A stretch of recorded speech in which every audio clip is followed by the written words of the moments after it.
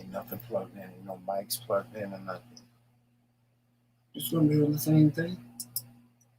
What you mean? Same feed that it was before. Yeah.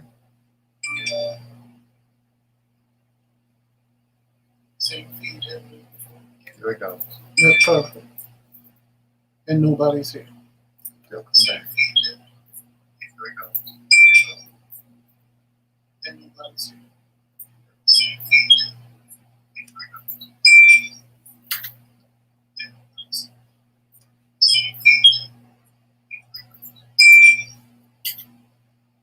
Hey, Melissa. What is that sound? I don't know.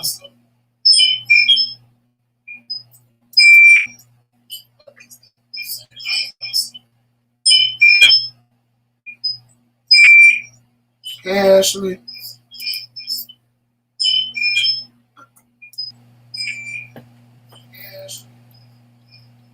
I don't know why it's doing that. Let me see. Testing.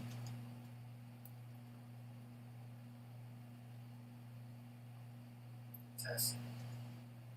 Is that better? That sound better? I guess. Because it. Is that better? That sound better? I guess. Because Okay, that's the best that I can do.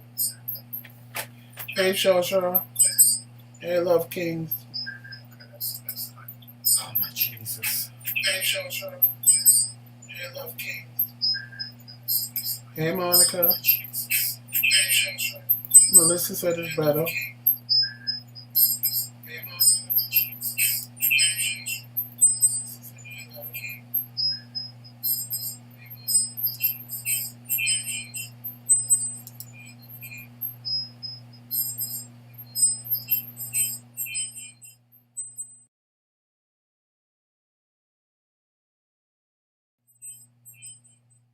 Hey, Kathleen.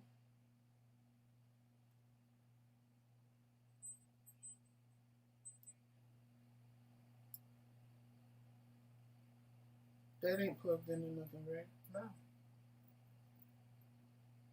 That's still plugged into something. No.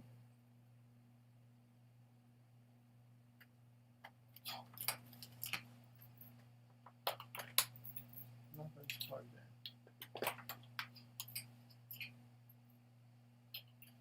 Hey, OTP, wait. Maybe it was that, because when you pull that out, it's done. I swear it's done. The blood of Jesus. That ain't even a microphone. It ain't. My God, today. Wait. Lord, you just insist on just testing me, Lord Jesus. Just insist on it. Just driving me crazy. I just took my bipolar meds. It was that. As soon as you pulled it out, it started working. That thing caused all that noise. It was that. As soon as you pulled it out, it started working. And that ain't even a microphone.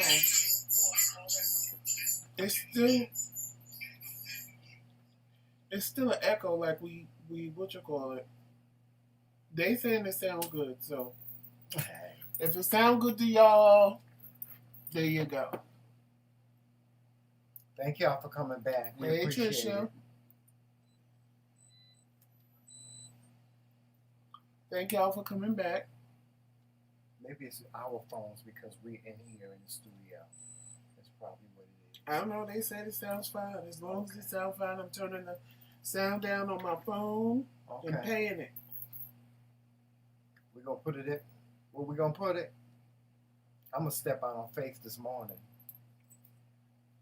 I surely is. Yes, less of me is. Like we used to say down south, less of me is. I'm going to step out on faith. Good morning, everybody, and welcome one, welcome good all. Well, good afternoon, yes. For those of you that are new to the channel, this is Coffee with the Kings. Well, this is the afternoon edition of Coffee with the Kings, yes. So, as you come in, make sure you hit that like button, you knights. Make sure you hit the like button. Y'all don't make me have to get Maurice on y'all. Maurice, is he here? He was in the other one.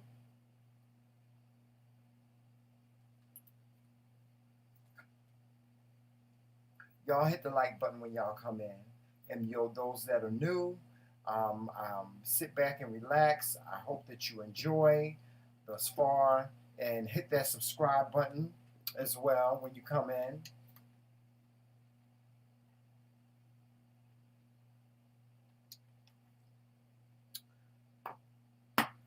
And for those of you that are not a member, think about becoming a lifetime member of the McRae Kingz channel. Yes, yes, yes. So good morning, everybody. Oh boy, we got so much to cover today. Joseph. Now, for those of you that don't know, we're going to give you an update on Tim. What's the last name? Tim Norman. We're going to give you an update on Tim Norman, Sweetie Pie's son. Wow. The things that have unfolded and that are beginning to unfold in this whole Sweetie Pie saga. Oh my gosh. It's only been a week. It hasn't been a week yet. It's been about a week. Yeah, it's been about a week that that this has occurred, and all these things that have unfolded. First, we find out that the grandson was killed. Right, we find out that Andre was killed, and that his uncle is a conspirator in the whole murder plot for $475,000.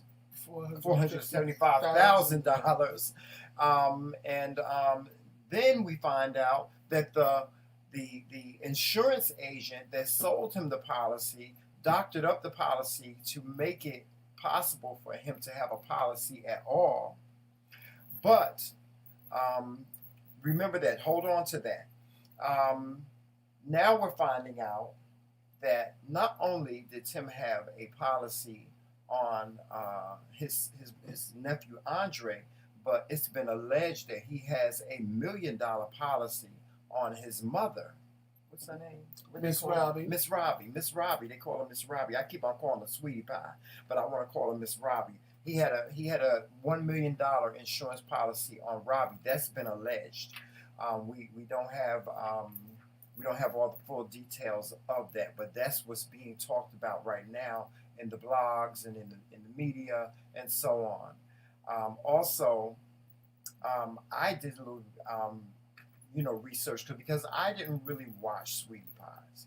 I watched a little, I would watch it here and there. I watched a little bit of it when she first started to sue him on television, and really that was really it. I didn't really watch. I wasn't really a Sweetie Pies fan. But I have to say this, Joseph. Tammy owes. She owes. What's her name? Jennifer. She owes Jennifer an apology because some of the things that she said on there her is a on video her where blog. Tammy is talking about it, but I didn't watch the whole video. But she owes her an apology because she might have, because she made a video about it. Yeah, but she owes her an apology, and this is the no, reason but I'm saying why. she might have apologized. I know she. No, she hasn't apologized. No, Tammy made a video when all of this came out. I saw it, but I didn't watch it. I should have watched the whole thing. She did make a video about what was going on in the thing. She could have in that video. No, she didn't apologize. I'm telling you what she said, and she's wrong for this. She made it. She made it appear. She put this narrative out there that Jennifer was living off of the money, the insurance money. She insinuated that, and that's not right, Tammy. It wasn't right for you to do that. And she made jest of this whole thing, and she said things like, you dodged a bullet, but if you would have got killed, nobody would have gave an F anyway. That was so not cool, Tammy. I thought that you had changed in the way in which you do things, but that was not cool. That was not funny. Jennifer did not benefit off of this money because none of the insurance money was collected. That's what a lot of people are not saying in the blogs, is that none of the insurance money, the insurance policies, he tried to collect on them, but none of that money was collected. He never got a dime of it. So let's be clear about that. You know, if you're going to report something or if you're going to say something, tell the truth, or report the truth. There is a vlogger out there that used to work with the Sweetie Pie's family. She worked in the production, and I will post that. I'll post a link to her video in the description box. So if any of you guys want to go over and watch her talk about this whole saga, you can, because it seems as though she has a lot of the details of the ins and outs of the film, because she was one of the production assistants, and her job was to actually listen to all of the people that were working, that were on the show. She had access to their mics. Even when the mics were off, she had access to their mics, so she heard every single solitary detail and words of everything. But she is being very respectful. She made some statements, or she reported some things incorrectly, and she made another video, and she came back and she apologized for making the incorrect statements and so on. This is why I trust this lady. I can't remember what her name is, but I will put the link to her video in the description box. Y'all, this is a serious thing. This is not nothing to be reporting no insinuations or lies about, and it's sad. It's sad. If it is true that he had $1 million policy on his mom and he was going to try to do something, see, nobody has said, there has not been any accusations that he was going to try to kill his mama. Let's be clear about that. It's just been alleged that there was an insurance policy, that he had $1 million insurance policy. There was not a plot to kill his mother or anything like that. Well, apparently it came from somebody in the family. Yeah, apparently it came. Yeah, somebody in the family, put this information out there. That he had $1 million policy on his mom. Perhaps he just had a policy on his mom. Everyday life with the Kelly girl. Yeah, perhaps he just had a policy on his mom. So we got that out of the way. You guys stay tuned. Monica of MJ&J Family Mukbangs is doing a lot of the research on that. Shout out to Monica of TBT Squad and MJ&J Family Mukbangs. She's doing a good job at getting this information for you guys. She went on last night, yesterday around midnight, she went on and reported about the $1 million policy. So guys, stay tuned to either us or to Monica if you want the latest on the Sweetie Pie saga.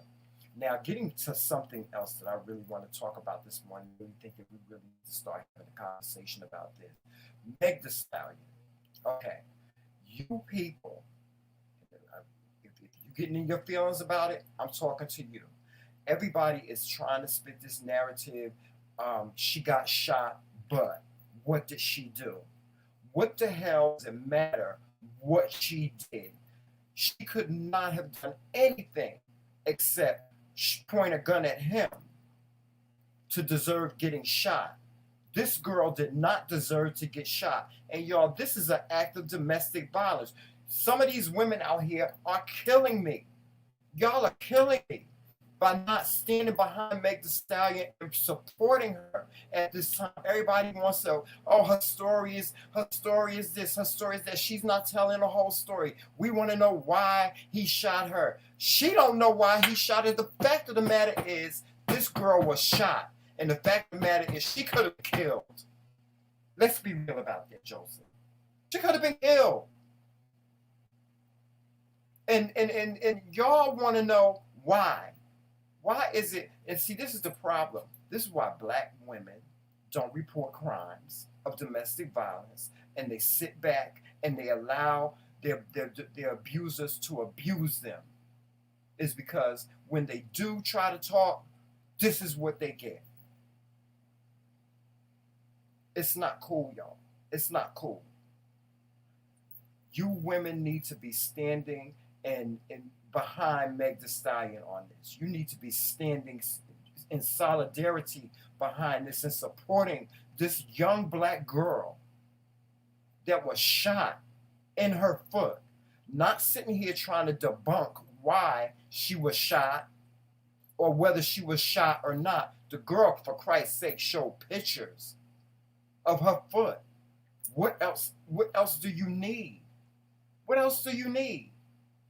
And then the fact of the matter, she was trying to protect a black man. She said she was trying to protect everybody that was involved. They were in LA. Y'all got to picture this.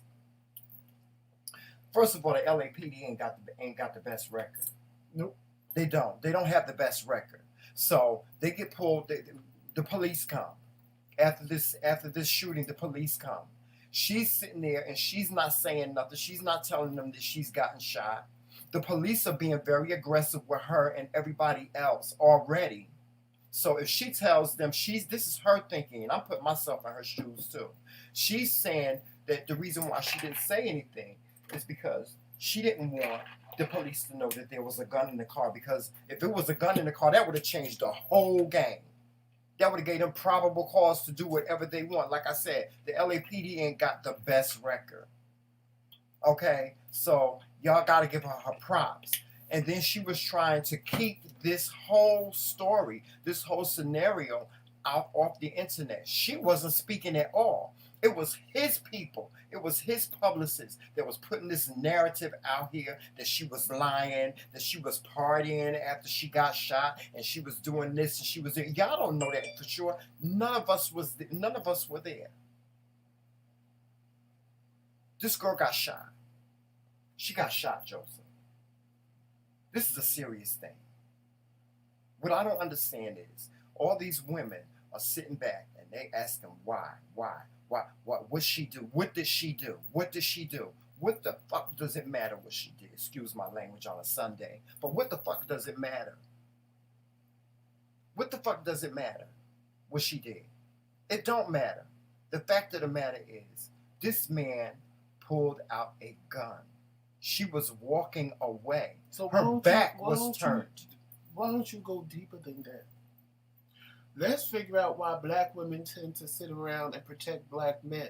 Because that's what it is. Even when their own men beat them up, when their own men treat them like dogs and dog them out, they refuse to tell the truth. And being naive and love. They still make him look like he's the one. Black women are trained for them to take the brunt of everything a black man does. Period. It's not fair, Joseph. It's not fair to them. It's not. And you know what? Because guess what? At the end of the day, what black men do to y'all? Sit and talk about y'all like a dog. Say y'all ain't shit. Cheat on y'all. All this stuff about y'all. And then when he get rich, what he do? Find him a wife. Get you pregnant and then move on. Don't want to take responsibility. Y'all still make an excuse for him. Y'all still sit and say it was my fault. It was my fault. I should have known better. No, when do you blame him? Black women are trained to take everything and protect the black man. Y'all even do it to your sons that ain't no good.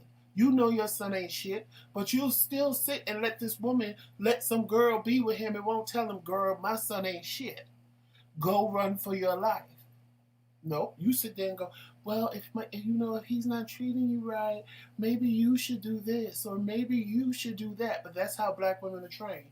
Trained to let black men just dog them out because the plight of the black man is more important than the plight of the black woman, which is not true.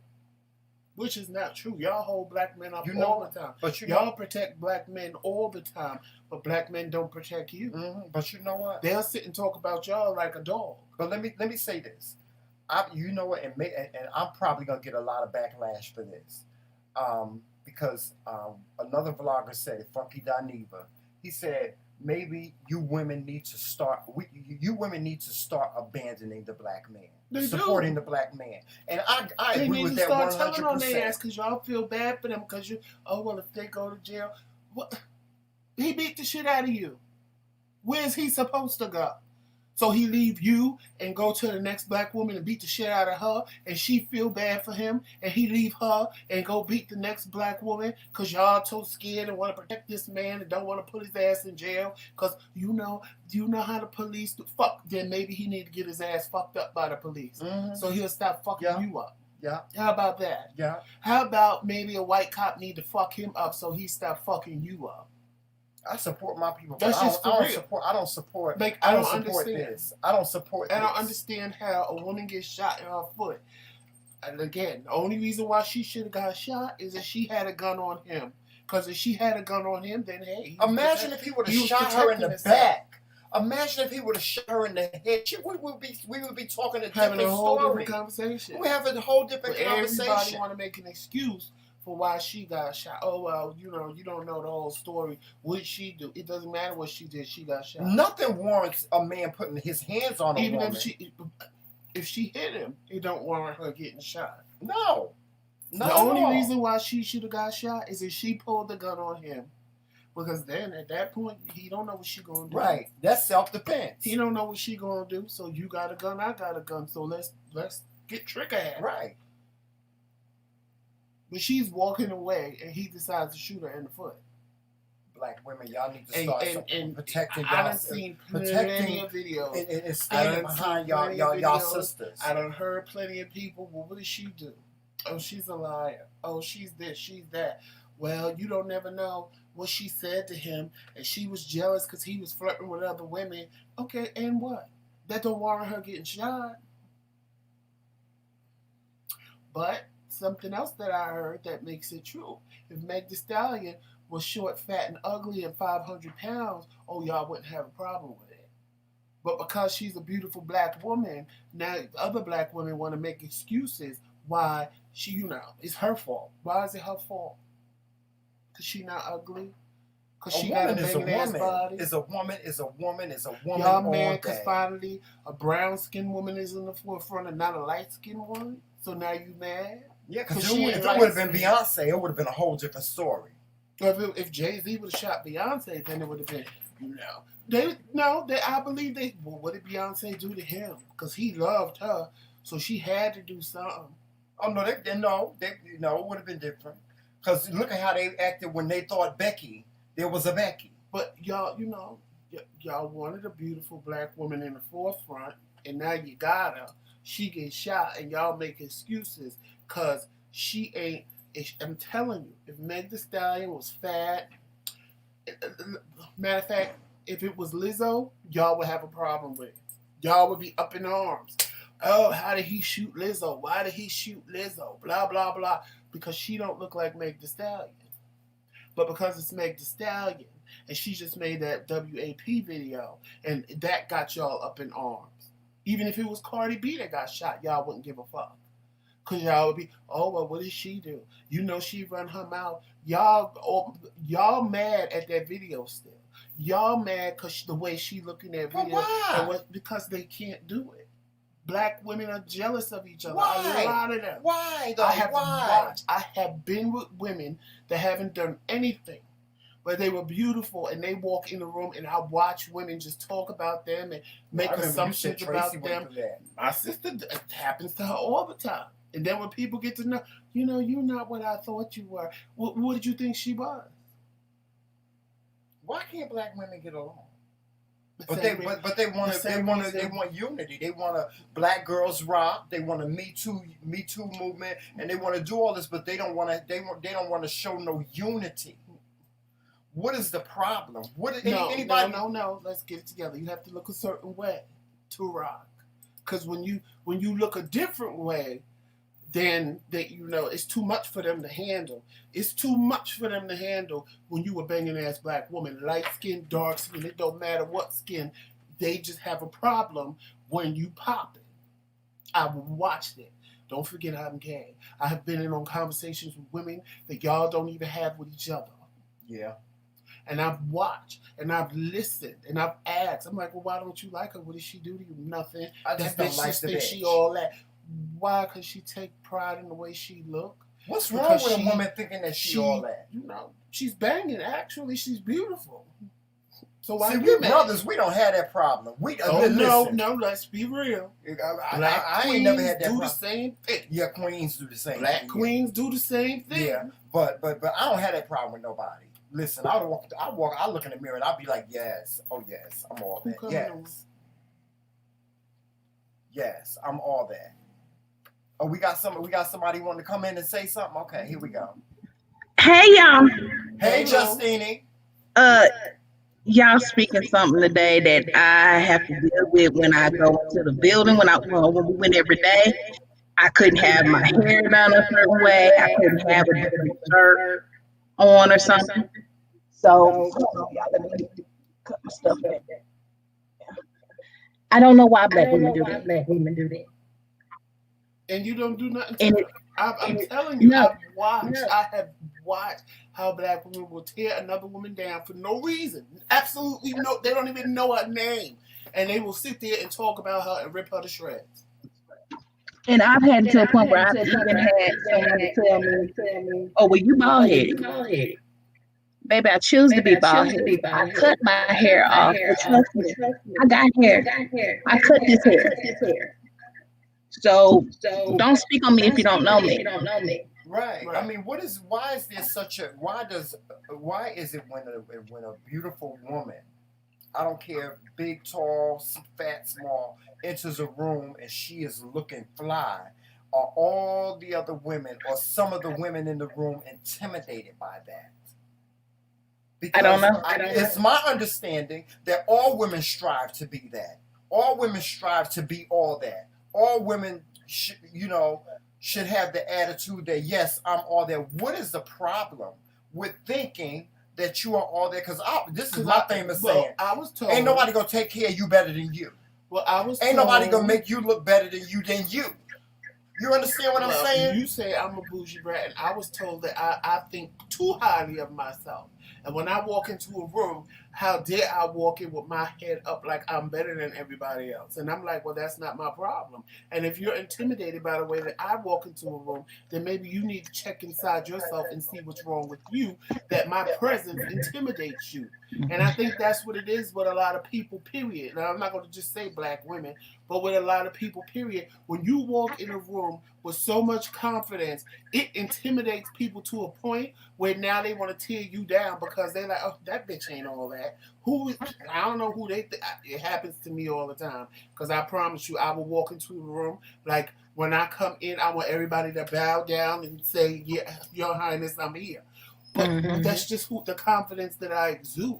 It doesn't mean that I think that, when I say I don't think that, I mean, you don't think lesser than other people. Right. I'm not looking at everybody in the room like they're less than me. That's just the confidence that I exude when I come into a room. I think everybody should have that confidence. Right. But some people don't. Some females don't. Some females say, I know this one female I work with. She is not easy on the eye. But you know why I love her?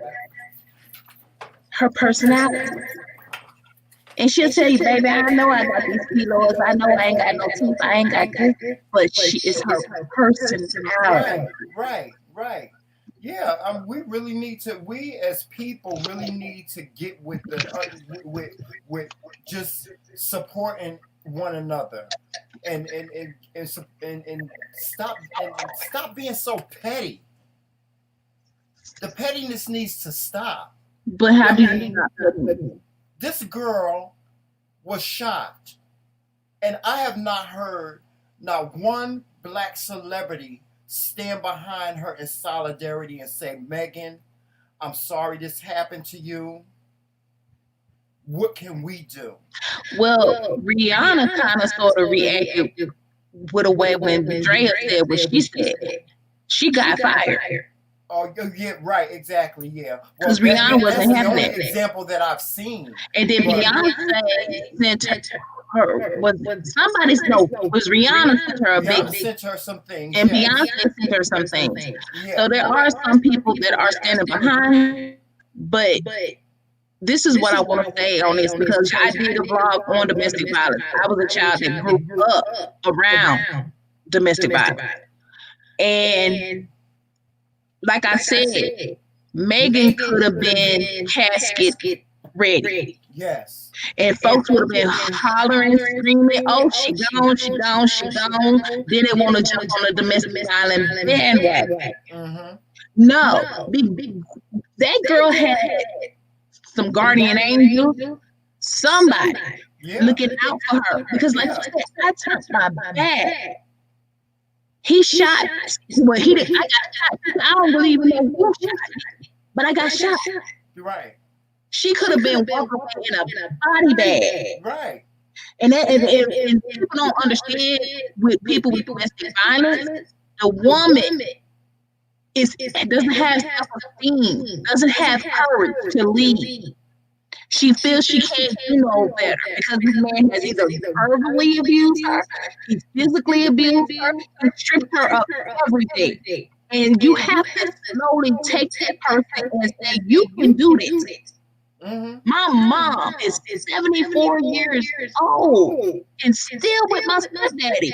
And he talked to her and I told him, do it when I'm there. Right.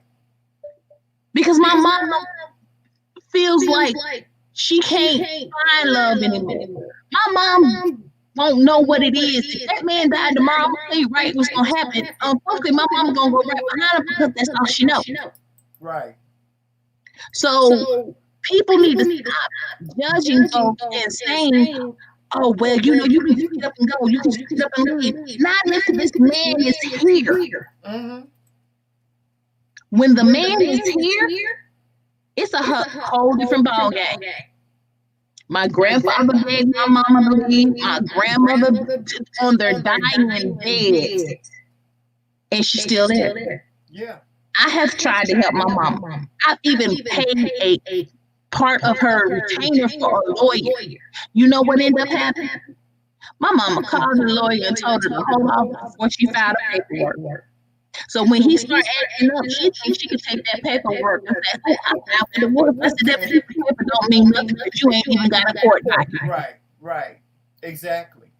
Getting a court document, filing for divorce does not mean that it's official. The judge got to hear that court document. Right. Having something just in case does not protect you from the physical violence that you as a woman have to endure. Now let me ask you this, Justine. What do you think about the statement that I made about women, about how I feel as though women should abandon the black man, standing behind the black man? In some instances, yes. In some instances, and I'm not putting down black men at all, but there's just some black men you can't say. Right. And they'll take you with them, and you up here like, well, I had this, but now I gotta start all over. Mm-hmm. Because just like that vlog y'all seen, that was my ex-husband and his current son. Mm-hmm. That did that. It took years for me to be able to sit there and actually not want to kick him upside the head with a skillet. That means I got over it. He became somebody else's problem. Right. But he'll come back and ask me, Toy, what do I need to do? How do I do this? I need help with my VA claim. I need help. And I'll help it. Mm-hmm. But I've learned you never go back to your past. Right. You left your past for your reason. Now, the other day we were talking about something too. These men running around here thinking that their magic sticks can keep you. I can always go to the store and give me something to do with your magic sticks. Mm-hmm. I don't want a man to think that that's all it's all about. I'm not all about that. Right. I'm way more deeper than that. Right. You know, like I said, they had these women out here driving the whips and they out here spending their money, but he ain't got no job. Mm-hmm. So what is he doing for you? Right. He ain't got no credit. Right. Doing for you. Mm-hmm. Oh, but girl, you know, no. Mm-hmm. So I'm gonna stay single. See, I can only speak on my experience with black men and what I've seen. I have two sisters. And from what I've seen with black men, with my sisters, with other girlfriends that I have, is that I've seen black men that have impregnated some of my friends, my sisters, and some of my friends, you know, and just walked away from their responsibility. And my sister got 10 kids. She raised them all by herself. Her husband was in jail for 10 years. For 10 years, he was in jail. So when he got out, all the kids were grown. You understand what I'm saying? They dodge their responsibility. They use this narrative that, I don't know if I'm the father or not. They never want to go and pay and get a paternity test, so they have to wait until they end up on one of these shows like Lauren Leak's paternity test or what have you, instead of going out and being a man and spending the money to get a paternity test done immediately. See, because I'm like this. If I have a woman and she's pregnant and I don't think I'm the father of the baby, I want a paternity test right then and there. I don't care how much it costs. I don't care what I got to do to come up with the money. I'm going to come up with the money. I'm going to make sure that I come up with the money so we can get this paternity test done, so we can get this all clear. That's who I am. You understand what I'm saying? If I have a child in this world, you can best believe my child is never going to want for anything. I'm not going to depend on food stamps unless I have to.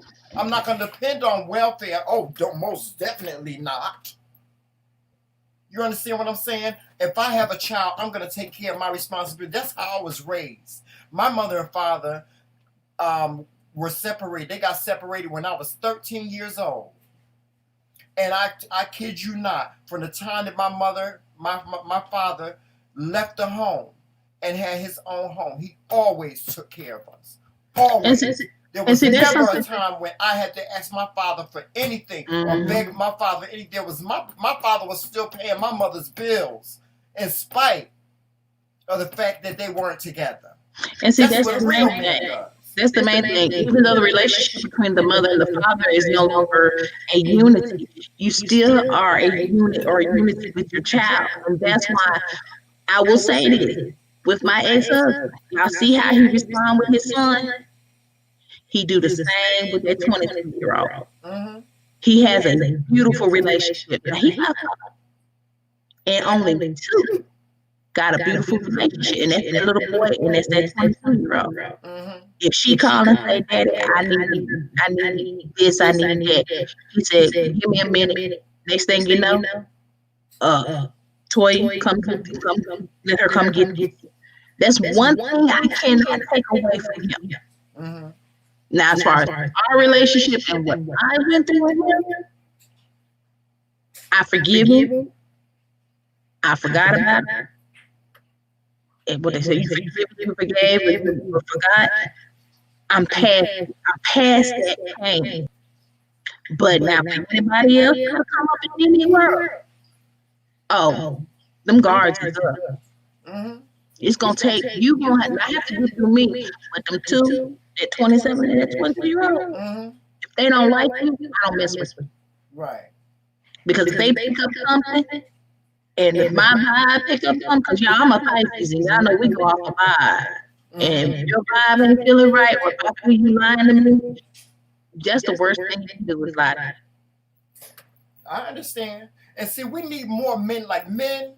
We need more men like that. We need more men that's going to step up to the plate and stand behind and support the women, period. Because it's not just black women that go through this. It's white women that go through this. It's women in other cultures that go through this. It's not just black women. But we need men that will stand behind and support their woman, just like their woman will stand behind them and support them.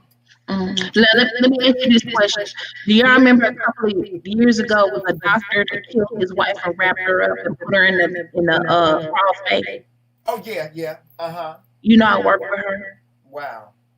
I sit in her actual desk that she used to work at when I go in the building. That's something. And when we found out that a lot of the people in my agency was going to him because he was a doctor, I didn't know. But she was just so quiet and sweet, and her boys were her world. We would have never thought she was going through what she was going through. Yeah. You know, guys, domestic violence is real. It is. If you have never been on the front lines, or if you have never endured domestic violence, I was a victim of domestic violence myself. But if you have never experienced that, if you have never seen it, have you ever walked down the street and seen a woman getting her ass beat? And folks just walk by and don't how can you walk by and see that and be okay with yourself? Because I'm not going to just walk by. I'm going to call 911. I can't.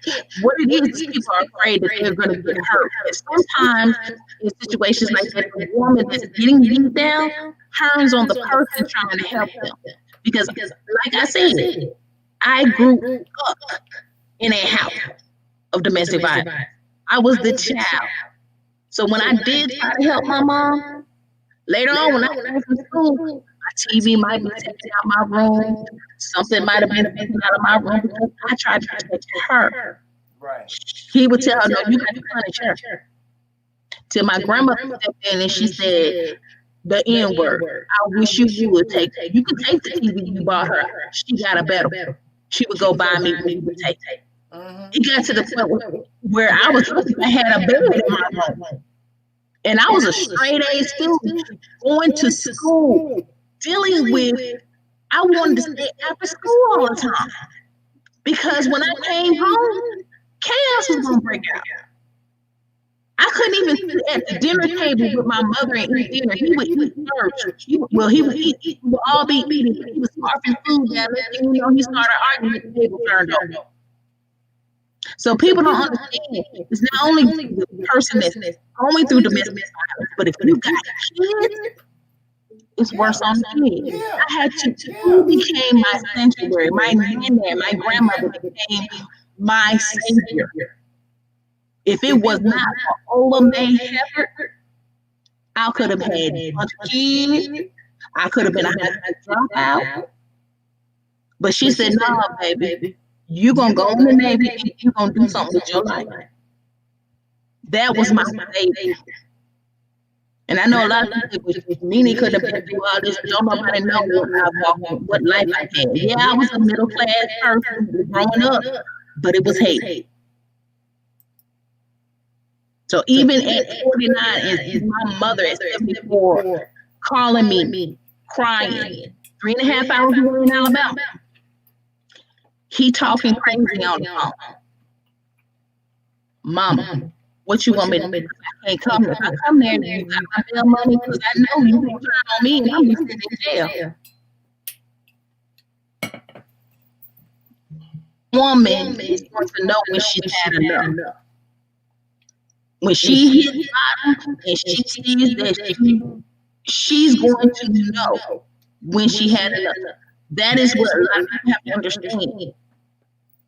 That woman is there, whatever. To me, a lot of people have a sick mentality, but sometimes that's how women think some men are supposed to love them. If he don't put his hands on me, he don't love me. I would. But you even got to go further and figure out why they think like that. Because they strip them of their self-confidence, their self-esteem, everything. They make them but Nene, it goes deeper than that. If you really think about it, it goes deeper than that. I think it's something that my mom's childhood. No, but we as Black people have always been trained that beating is a good thing. Because when you got what did your parents tell you? I'm doing this because I love you. Yep, but love everybody don't take it to that extreme, of course. Everybody don't take it to that extreme. But there are some people that feel, they start to believe that in their head, that if I don't get beat, then he don't love me. Or if I don't get beat, then, I've witnessed some people that actually sit and try to make a person beat them. But I'm going to tell you that's funny. Even though her and they've been together for 20 years, ever since I was 3. So I'm 49. Right. He will go buy her the world. But this is how my mom is. I called her on. He went and bought her a 82-inch television to put downstairs in the DVD. Instead of her saying, thank you, she went, what the we gonna do with the TV? And then next thing she says, that's why I think you like that. And I told her, sometimes when you come in the house, you hard on the man. You can't let the man, I ain't making excuses for him, but when I became an adult, I sat back and I watched. That's just how they communicate. But to me, it's chaos. So he don't put his hands on them, but he still be verbally talking. And I think they hold on to the fact of the man they wish he was when he's not being mean to them. I think they hold on to that, wishing that he would just stay the nice person all the time, and they don't realize that every little thing will trigger him to beat them. Yeah. And then, like I told her, like she called me and I tell her, if you call me not to talk to me, ask me if I'm breathing, how I'm doing, how the dog, the grandkids doing, I don't want to. I love you, mom, but I gotta keep myself separated from her because I got tricked. Right. I really had I was quiet growing up as a kid, but I found out later on from all of those watching her get beatings and talk to me. It first it made me, I ain't tolerating. But second, a man's talking to me if it's wrong, I snap. So y'all remember how Chris Brown, they said his mom was a victim of domestic abuse. Right. So Rihanna triggered at that. Right. And he reacted, and I'm not justifying what he did, but people got to realize domestic violence goes further than that person getting abused. If there's children involved, trust me. Your children are seeing everything that you're going through. Yes. Your children, men, your children are seeing everything that you're doing to their mother or to another woman. Your children are seeing that. And to women, you training your daughters to be in the same type of relationship as you. So a lot of, I'm gonna tell y'all, it can go either way. You like with smoking. You have kids that grow up in a house full of smokers, and they like, I'm never smoking. I can't stand it. But then you have other ones that'll pick up the cigarettes at 6 years old and continue to smoke for the rest of their life. So it's the same thing. If your daughter sees domestic violence, she's either gonna think that that's normal and okay for it to happen, or she's gonna have this resentment in her that if a man ever hit me, I'm gonna kill him.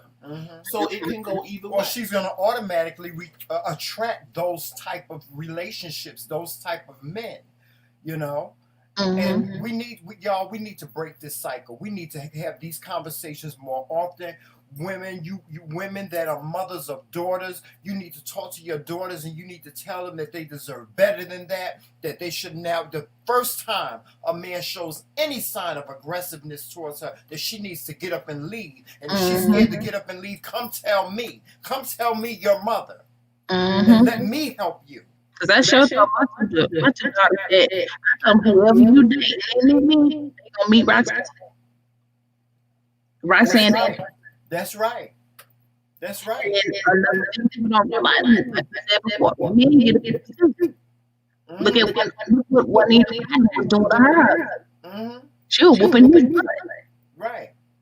And remember, mothers, you are raising, you mothers that have sons.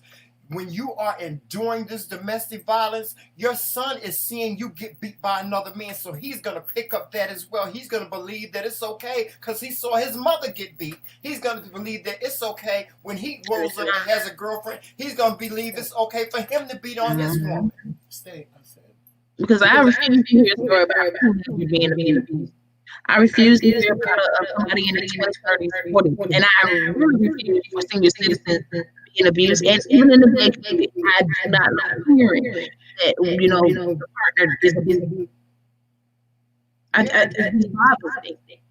Yeah. See, my thing is too many black women are dying in the streets due to domestic violence. There are men dying as well, and as a result of domestic violence as well. We need to change this. Listen, this is one of my sayings, and I say it all the time. We will never be able to enjoy the fruits of our evolution until we come together as a people and Mhm. we are able to sit down at the table and have these hard conversations. Because these conversations ain't easy. Let's be real. No.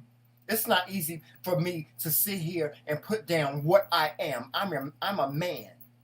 It's not easy for me to do that. But I have seen so many horrible, horrible examples of what a man is. For me, one of the only examples that I have seen of a positive man is my father. And he's dead. But my father always treated my mother with respect, even when they got separated, even when they got divorced. My father was always that gentleman. Anytime my mother had a problem, all she had to do was pick up the phone and call my father. He was right there. But you know, it's what I'm saying? I'll be honest with you. This generation got me confused. It's a different generation. Because they don't value life. They don't value life the way we value life. The one thing that I can say, I'm a 70s child, and people pick at me all the time. Call me old. You call me old all you want to. But we lived a different life back then. We lived a different life back then. Things might not have been all A-okay. But we lived a whole totally different life back then. There was a love. There was a love. There was a unity. There's no unity. We as black people, we lack unity. We lack loyalty. We will throw each other under the bus in a minute. We will sit here on these platforms and we will talk about each other like a dog and drag each other. Listen, it needs to stop. It needs to stop. Give you a prime example. Now, as bad, I guarantee you this, as mad as Miss Robbie may be at her son right now, as hurt as she may be at her son right now, the one thing you can rest assured, and y'all, we gonna come back to this conversation. One thing you can rest assured, she gonna be sitting right there in that courtroom supporting her son. And I could, because that's a mother's love. That's a mother's love. Yeah, it's a mother's love. That's a mother's love. That's a mother's love. That means good, bad, or that's unconditional love, no matter what. Mm-hmm. Justine, you got kids. No matter what, good, bad, or ugly, you my child. Mm-hmm. You came from this. You came from this. You my child. I don't care what you do. If nobody can support you, I'm going to support you. If she find out that he was plotting to kill her too, I don't. She may change her mind. That's what I'm saying. You know what? I think even in spite of that, I think she would still stand behind him. Because she wouldn't believe it. I think she would forgive him and she would still stand behind him. Because there's not a lot of mothers that would. But you know what? Gonna kill him. I'm going to say this. And resting heaven, my aunt had 4 kids. One preceded her before she passed. But she had a baby boy. And we could not understand why she just cut him off. Don't talk to him. You know, she didn't even talk to him. She died. And so what it was that he broke away and went and did his own thing. And she didn't like it. So she cut him off. Her own child, her baby boy.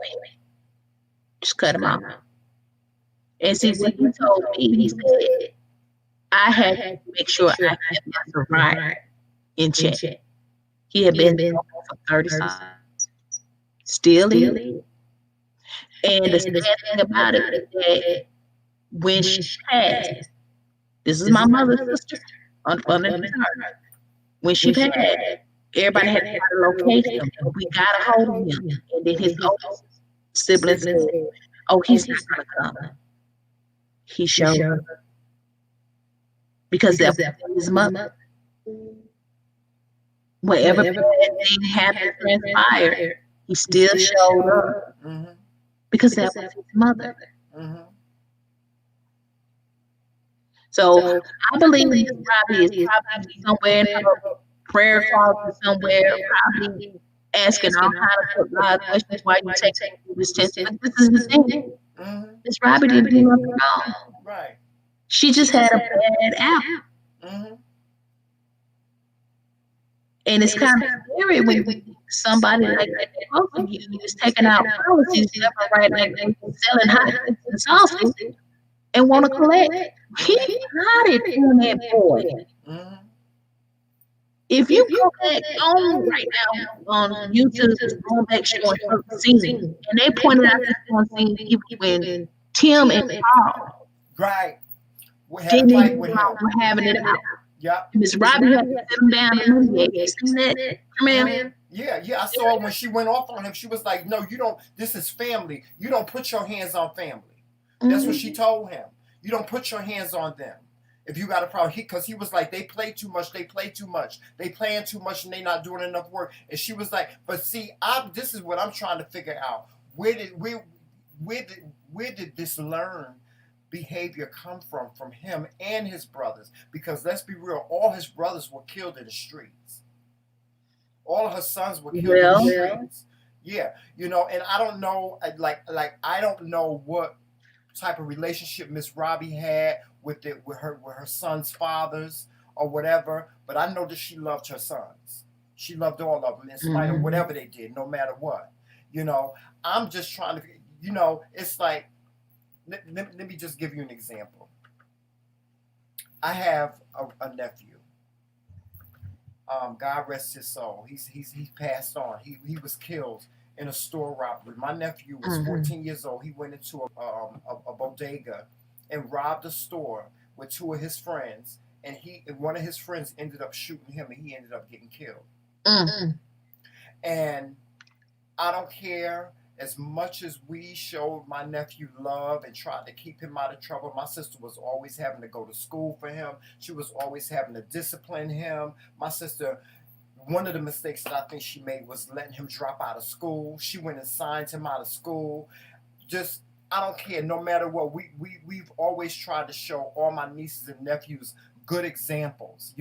We've always tried to show them structure. They weren't kids that were allowed to talk back or stay out until all hours of the night and whatever. But for some reason, I just knew this nephew. I knew that he was going to end up one or two places, in jail or dead. And sadly, he ended up dead. You know what? My stepfather, his 50-year-old nephew, died 9 days behind my grandmother. And what it was 88, but nobody wanted to make sure she stayed on. Yeah, and see, that was another thing. My sister had just started getting him tested for ADHD and for whatever mental issues that she thought that he may have had. She had just started getting him tested because she had always had trouble with my nephew. She had always had trouble, just the one. I told you, my sister got 10 kids. Just the one nephew. That was the one she had trouble with. Well, now my other nephew now, he's older now. She, like right now, he was one of my nephews was on an episode of Scared Straight. They showed me that. Yeah, one of my nephews is on there with his father in jail. His father was in jail, and his father told him, "If you straighten up, I'll straighten up." Wow. And I was like, "Wow, that sounds kind of endearing, but at the same time, it's too late. It's almost sad that you, the father, is in jail." Because my brother-in-law was in jail, and I love my brother-in-law. I love my brother-in-law. So if he ever sees this, I want you to know, Derek Lee, I love you. I love you. But with that being said, it's sad that my brother-in-law was in jail all those years, and my sister had to take care of those kids on her own. And she made it. She managed, because he made sure. The one thing that my brother-in-law did was he made sure that being that he was in jail, he made sure that his family took care of my sister and her kids, and that's how it's always been. The one thing that I can applaud him on, his wrongdoings and the reason why he was in jail, I can't co-sign that, but I can applaud him as a father, making sure that his kids were okay. That's what I can't take from my younger father, because if you even look at that father on his T-shirt, it said Black Father. That T-shirt he had on it, he can't get Black Father. Someone made that shirt for him. And when that's the child that I was virtual training and I was telling y'all just crazy, he came in, he said, "Son, get your stuff out, sit down, and let's get blessed." Now this is a joke. That's the only son he got. He got 3 daughters.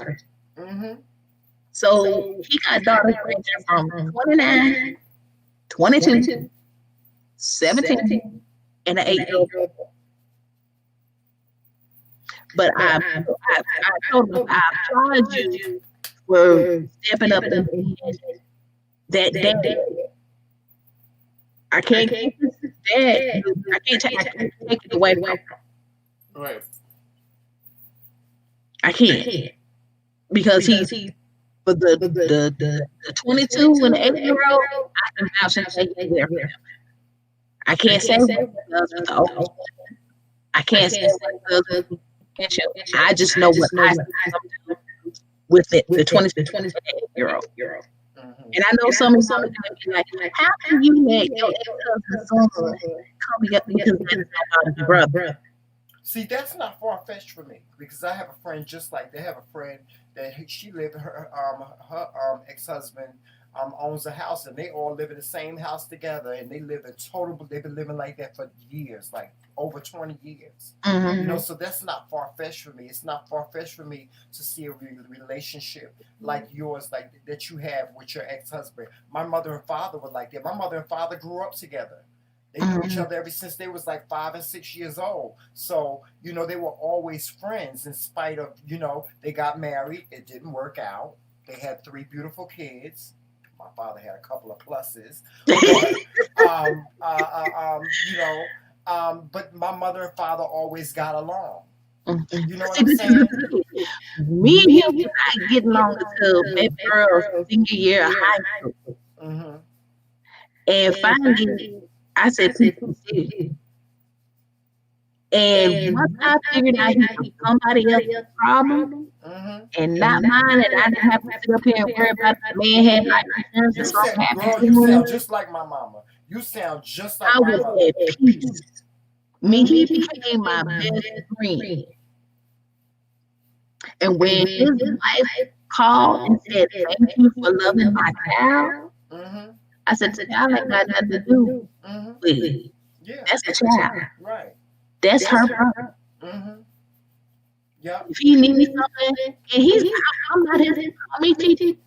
I'm like, I told him when he explained it. He said, my daddy's first wife, my mom, my daddy's second wife, and he told who the third one was. He would drop the teeth, but he's that smart. And I said, you know, I can't hate on a child that can't. It's not the kid's fault. It's not the kid's fault. It's not. And he's baby number 2. He had me and him were just divorced and staying together. But when I see him, I see my daughter. And I'm like, how can I let it down? He sound like he didn't ask me. Right. So I'm cordial, you know, but I will say this. If the house, we only do that one. But if something happens, and it's pertaining to that one and the other one, he you know what? Right. If I get hit, what's wrong? What's going on with you? You know, I don't hear from him for a couple of days. Friend, where you at? Right. Because I have to look at it this way. If something happened to him, I got to be strong for her. Right. If something happened to me, you got to be strong for me. You got to help carry her. That's right. And please, women, put your daddy's name on the person. Give that child a leg. Because it goes much deeper than what you realize. It sure does. That name on that birth certificate says that child is part of someone's legacy. A mother and a father. But you get some with his name on his name. If the man got killed today, and I'm making faith, if the man got killed today, and if you knew he knew the child, but he worked and had Social Security benefit. Because his name is not on the child's birth certificate, you're going to cut that out of his benefit. Yes, exactly. So it's not about what relationship you got with him. It's about establishing. I'm telling y'all know what I read. I do all kinds of crazy stuff across my desk. I got people trying to establish a relationship. I got some men that will go to paternity test, send it in. Okay. And then I got well, it is my brother, it's the aunt. It is my brother. I understand it's your brother's child. Name ain't on the birth certificate. I don't have a paternity test. Right. I can't give you something that's in a relationship. Right. We had that conversation yesterday. I tell people all the time, you ain't nothing but a number in this world. That's what you are. You are a number. Your number identifies who you are. We talked about that last night on Monica's live. You're a number.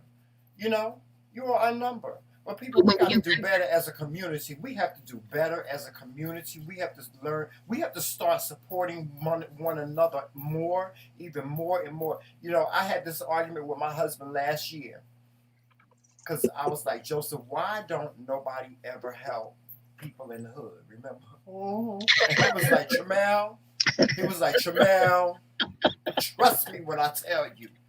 Trust me when I tell you. He said, you don't even know half of the story. See, because I'm an empath. You know what I'm saying? I'm an empath. So because I'm an empath, I empathize with just about any situation until I see it different. It's like I tell people about Jomel. Let me put Jomel in your house for 24 hours. You'll be calling me and saying, if you don't come pick this dog up, I swear to God. You know what I'm saying? But, you know, people don't understand. I'm joking, but people don't understand how much work it is to be responsible for a dog. I have and cat. See? And people don't understand. That's a big responsibility. If this dog gets sick, we can't sit here and let him suffer. No, we got to come up with the money to go take him to the vet. Whatever. This is my child. You understand what I'm saying? This is my child. I look at him as he's my child. They speak on. Yeah. I tell you, I got. He ain't came in yet. Usually coming in like his brother did. But I had two. I lost one. When Tyson came in here, he scratched my leg. I'm sitting at the computer like my mama here. He ain't my dog. He my 22-year-old dog. And the one that had him on 27-year-old. If he sees me the wrong way, I think in the last time he had no. So me and my daughter, I said, we got to go and get his medicine. Got his medicine. Yeah. That right there, his 2 pills for thyroid and for IBS, that's almost $60. Then he got that's about food he got it. You know how much it costs to get this little sucker fixed? And then get him, and then he gets groomed every month. And then we got to take him to the doctor to get his shots. We got to make sure he got his vitamins. We got to make sure he have his food. Oh, Lord have mercy. You know, I'm saying all this. I'm not comparing it to humans, but what I'm saying is that we, as a people, we need to understand the value in one another. And I'm like you just think, I don't understand these damn children today. I don't. So now what we have to do, mothers that are in the chat, mothers, people that know mothers, we have to make sure that these kids have a good structure, a good disciplinary structure. We have to make sure that we're teaching them right from wrong. We have to make sure that we are educating them, not just about the police, but everything across the board. We have to make sure that we're teaching them respect. You got to respect one another, not just your elders, but you have to learn how to respect one another. And bottom line, the world ain't got no time for point proving. So while you out there point proving, sitting in jail, because you done tried to prove a point, you the baddest one in the neighborhood, or you the top one in the gang. Everybody else's life going on, and you sitting in a jail cell. But you know what? My grandma. pastor told my aunt, the one that the pastor was with. My aunt used to go to bed, and he told her, there's somebody out there doing better than her. Mm-hmm. And she just looked at him with her mouth wide open, like, what are you talking about? And he told my grandmother, he said, your youngest one is totally different than your oldest, and they only 2 years apart. Mm-hmm.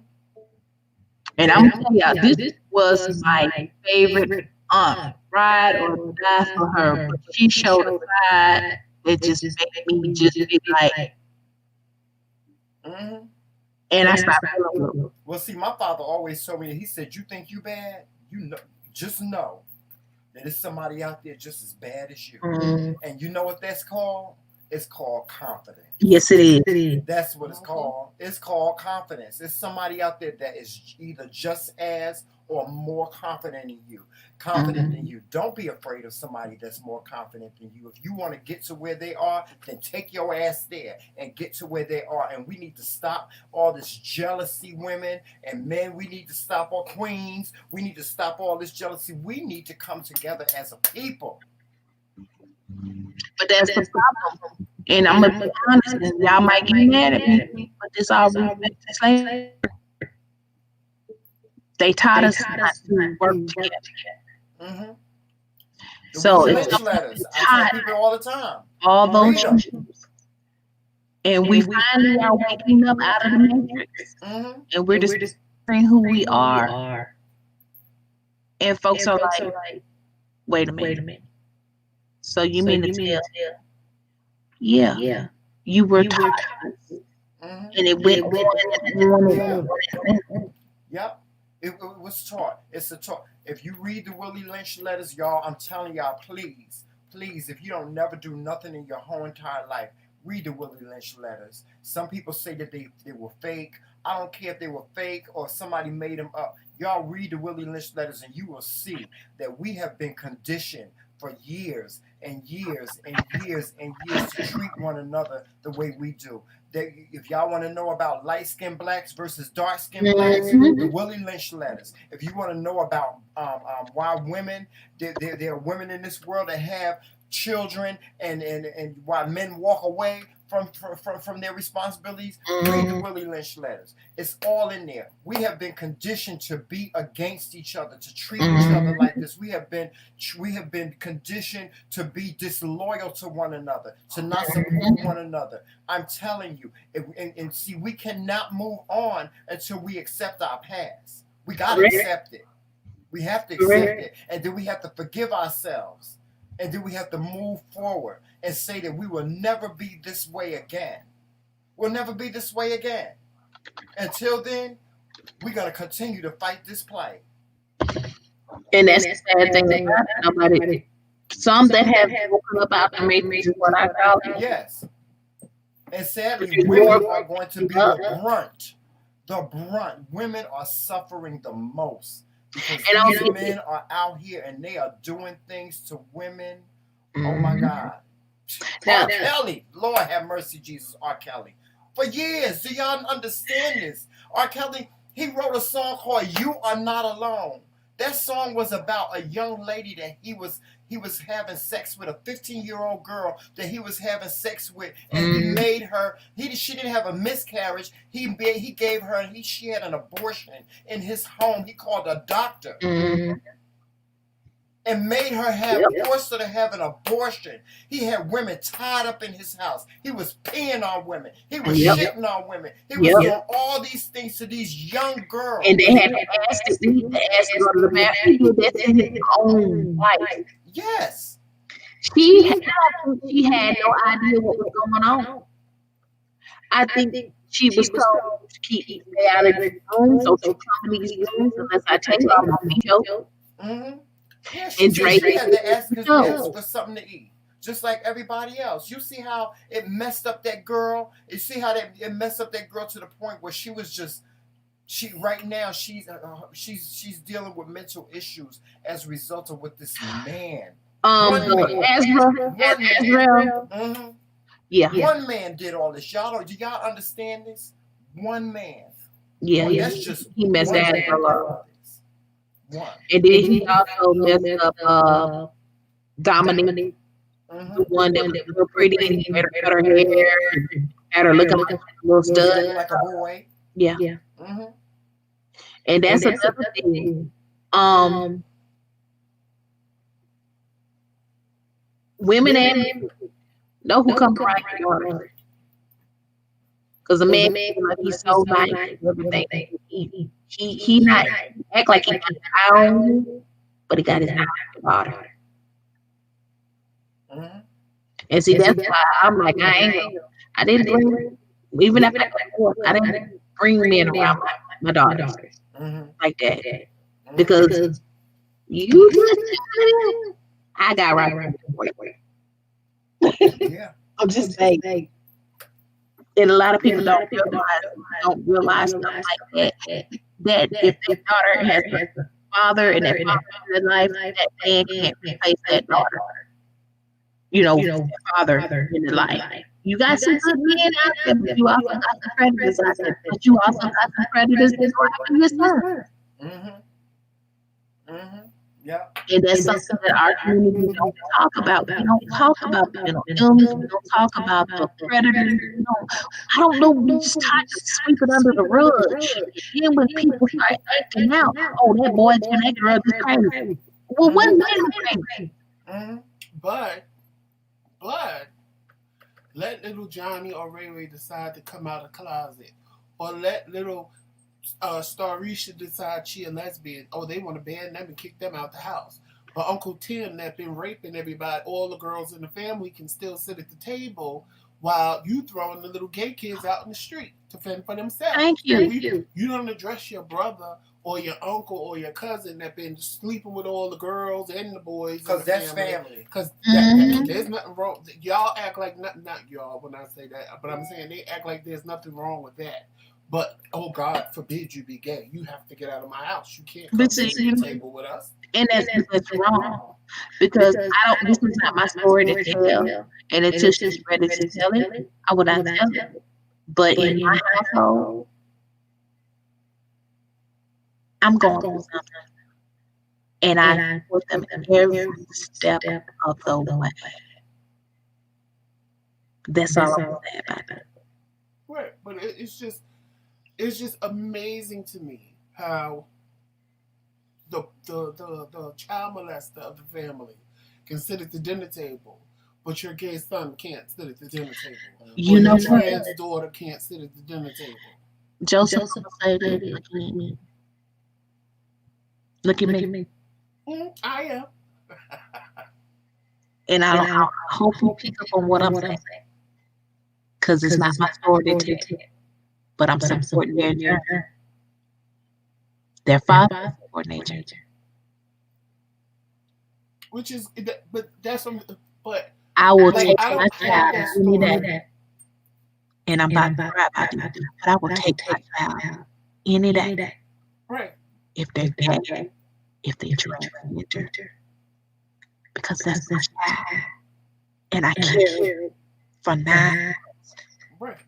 And when I get sick, I have them to help. So that's that older generation. And when my child tells, thank you for being there for me. Thank you, Dad. That's all that matters. And it's true. Because I see so many that it happens to, and you should be able to come home, and you are the support system when the world is turning their back on us. Mm-hmm. But I have so many. I don't have that story, thank God. My family always supported me no matter what. And it's just, when I see other people and they go through that, like, I can't understand it in my mind. Like, I can't fathom the thought of my mother not just being there. I mean, I didn't come out till I was 18, but when I told her, she was like, so what took you so long? Because moms know. Right. We like, know. What took you so long? Like, we know our babies. Right. And I'm going to say, before I turn my back on my child, I'm going to embrace whatever it is they decide to do. Because that's my child. That's what my mother told me. My mother told me, as long as you're not doing nothing to hurt yourself or nobody else, I support whatever you do. Correct. We had little bumps along the way, and I had to show her that some of her thinking wasn't lining up with what she was saying, like with the marriage thing. Unfortunately, she passed away before I got married. Mm-hmm. But when it became a law, I said, "Would you, if I married a man, would you come?" She said, "Why would I do that?" I said, "What do you mean, why would you do that?" She was like, "I don't believe in that." I said, "Okay, so what you telling me is you'd rather me just be by myself for the rest of my life and not find anybody, but if it was a woman, it'd be okay. So you don't support me loving somebody for the rest of my life? You got married." And when I told her that, she looked at me and she said, "You know what, you're right." Mm-hmm. She said, "Who am I to tell you this is who you are? So who am I to tell you just because I don't believe in it?" I said, "Right, you should share it. I'm happy. So you should be happy for me that I'm happy." And she said, "You're absolutely right." And with saying that, if you got married, I'd be there. Mm-hmm. Because sometimes we have to explain things because people are set in their ways. People are used to a certain thing. So when something new comes along, they're not stupid, but they're kind of ignorant. Ignorance is not knowing, and stupid is, yeah, I know, but I'm gonna just act like an ass to me. Mm-hmm. And my mother was ignorant to a lot of things because of how she grew up, and people would come to her and make comments about me, and I told her, I said, I heard them, and I said, and I felt some kind of way because you didn't defend me.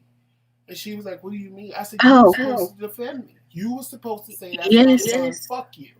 You know, it's none of your fucking business." I said, that's why I didn't say that to her that way. But I was like, you know, you should have said, "That's my son. Don't talk about my son. It doesn't matter." I said, "But you were kind of embarrassed to embrace it." I said, "But now that I'm out, you have no choice because you know me." And she was like, "You protect yourself." I said, "Exactly." I said, "But as my mother, you should have done that when I was little, and people were coming to you, telling you things about me, and your brothers was insinuating that I should be more masculine, and they and they doing this and they doing that." I said, "Then they never followed through." Mm-hmm. I said, "They sat and told you these things, but then they never followed through. So what was the purpose?" And I understand that, and that's the thing. My child, he said, "I just got a different set of parents, and I'm glad that's the parents I got." Right. And I said, if you want to do whatever you want to do, as long as you know that she's still my child, I love you regardless, I'll never turn my back. Right, that's right. Because I know how that world can be. That is your baby. Yeah. Only you.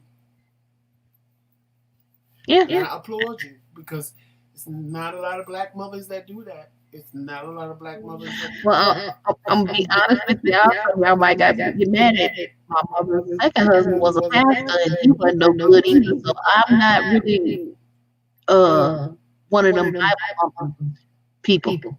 I don't blame you. Not in mine. I don't blame you. You know, I'm not. I don't know this. I believe in God, and I pray, and I thank Him for letting me see this side every day. I thank Him for everything that comes into my life. But I got Bible thumping at the job, and now I'm at a telework.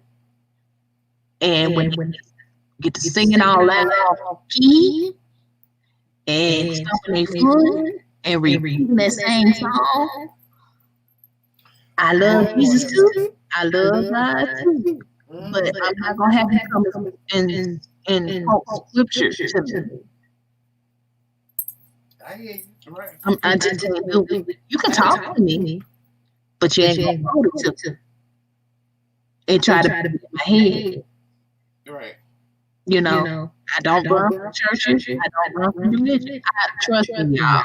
There's been many times that day y'all think there has been calls, and I have had personal talks with the man up there. I might look at you and talk to you. Right. But I do it all the time. folks got to realize this is a different generation. And if you love your child, I don't care what they decide to do with their life. It's still your child. You still have it. You carried it for 9 months. I almost lost that last month. She can't do this early. But anybody tell me something any different?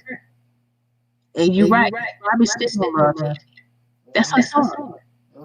He did wrong, but that's still her son. Yeah. Because see, in order for her to get it, she got to. That's it. And that's what everybody understands. Yeah. Well, y'all know we got to cry. Okay. We're gonna have to wrap this up. Justine, thank you so much. Thank you no so problem. much for your words. Yeah, Justin called me out last night. I like to know everybody else is down, but I got a little surprise coming.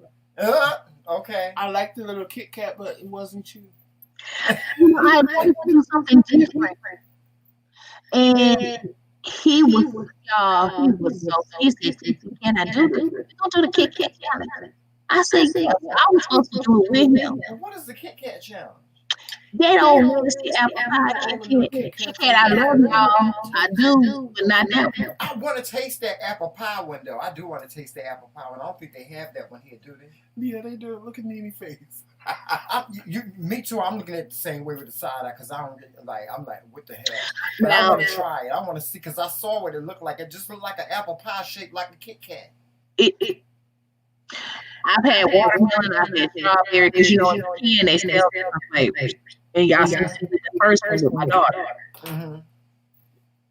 Americans don't take too well the flavored candy like that. No, we don't. We don't. So don't be changing stuff up. The white chocolate. Chocolate is okay. I had that one before. I like it. I want to try the brownie M&Ms too. I want to see what that's all about. I was shocked. The pretzel M&Ms were actually good. The pretzel M&Ms were actually good. And listen to me talking about this mess, and I ain't got near business eating it with my diabetical self. I'm like so diabetic. Me too. I ain't got no damn business eating no damn candy. I'm barely on this little lemonade. But that surprised me. The pretzels, the pretzel M&Ms, the jalapeno ones. Jalapeno. Okay. Yeah, they were okay.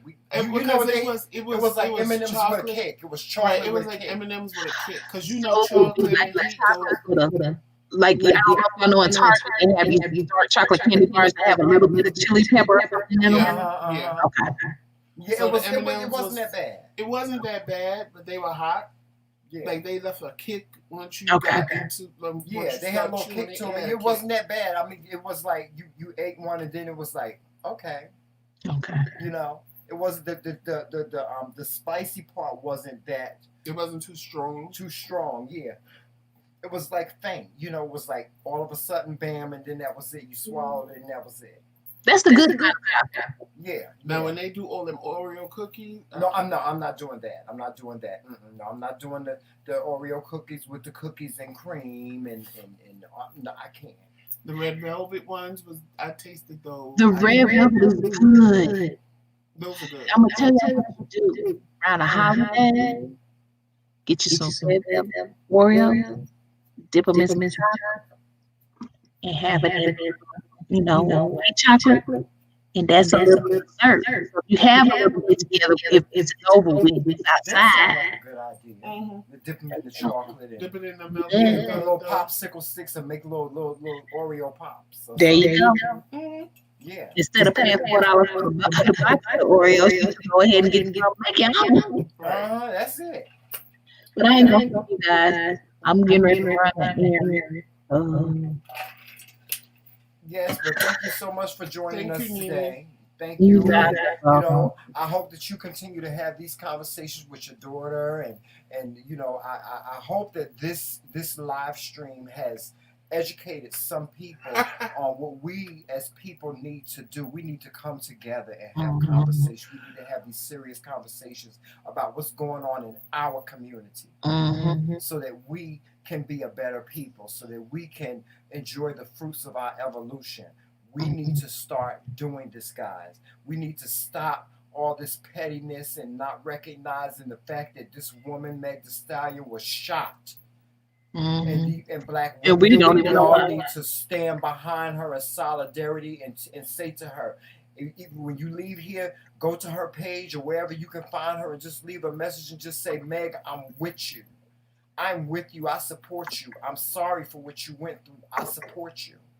And you know, saying about it is, she's in the music industry. So people are like, well, how is she making videos? Unfortunately, she still got to push forward and do her job. Yeah. This girl lost her mother and her father. Yeah. She sure did. Have nobody. She don't have nobody. I think she's the only child. She is the only child. Yeah. And my oldest son was telling me her story, and I broke down in tears. I know that. She needs our support. But we got to get off of here because Monica get ready to come on. All right, but let me go to Monica. Everybody. Yes, we will talk to you soon, and thank you so much again for joining us. We'll see you soon. All right. And Melissa, I saw your comment. You went and got some M&M peanuts because I was working the hell out of them that day when I was here. I'm actually going to get some when we get off this live. Let's see. And just a quick thing, because I know Monica's supposed to come on. Members, I did make a cooking video. I am in the process of editing it, so it should go up today, and you guys can learn. We'll see how I make my cabbage with tomatoes in here. Was it good? Oh God, it was delicious. You're gonna get me some. And so, you're gonna have me some for lunch. Steak medallions, cooked in butter, onions, and green peppers with a homemade gravy. Did you like my homemade gravy? Because you always talk about my gravy. You did not make that gravy. It's on video. It's on video. That gravy came from a jar. It's on video. It's on video because I knew you were going to say that. So, on that note, I got to watch this video, y'all. Everybody for joining us this morning for Sunday service. Thank you guys for joining us. Yes, we hope that you enjoyed Kevin this morning. If you haven't noticed, the Cash App changed because somebody got a hold of Tramel's card, so we had to change the Cash App. Yes. So the Cash App is different. It's the McRae Kingz, not the McKingz anymore. Yes. So if you want to support the McRae Kingz platform, feel free to Cash App us. We have Venmo, we have Zelle, we have PayPal. It's all in the description box right now. Thank you guys again. Thank you to all the members. Like I said, I'll put that video up today for you guys once I finish editing it. And please, everything you need is in the description box. The P.O. box, the join button if you have an iPhone or an iPad and don't see the join button next to the subscribe button. The link is in the description box as well. And I think I'm going to do an up close and personal today. Again, thank you for joining us today. We will see you, well, Tramel will see you tomorrow morning because I won't be here, unfortunately. Yes. I have doctor's appointments in the morning, so Tramel will be live by himself. I won't be here tomorrow, but I will be back with you on Tuesday. Oh, we're going to have so much fun. Oh, my goodness. I have to do a whole show by myself. A whole show by yourself. I can't wait. I might pop in. So yeah. I'll tell you to drop the link if I pop in. Okay, I'm going to drop the link. But anyway, you guys enjoy the rest of your day. Make it the best day ever because only you can do that. And you know how we end every show. Walk in peace, love, sunshine, and happiness. And always remember, it's Team McRae. All damn day. Later, y'all. Talk to you guys soon.